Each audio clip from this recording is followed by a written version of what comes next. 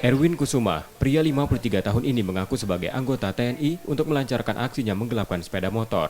Kejahatan tersangka terhenti setelah polisi dari Polsek Kemuning menangkapnya.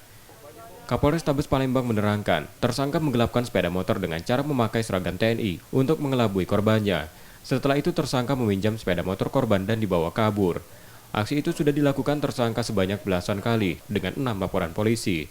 Tersangka juga merupakan penjahat kambuhan yang pernah dihukum atas kasus serupa. Yang bersangkutan itu menggunakan modus dia seolah-olah menjadi anggota Satpam, kemudian juga TNI. Nah, dengan menggunakan kaos barang bukti yang ada di sini, baik kaos yang doreng maupun Satpam, yang bersangkutan melakukan penipuan dan juga nantinya menggelapkan.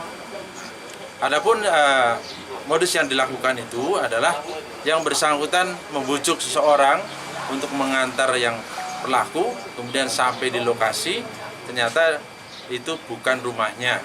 Nah, akhirnya sepeda motor dipinjam, kemudian dibawa lari. Untuk proses hukumnya, tersangka diperiksa dan ditahan di tahanan Polsek Kemuning Palembang, serta terancam hukuman di atas 5 tahun penjara. Reski Oktora, Mokles Diferensial, Kompas TV, Palembang, Sumatera Selatan.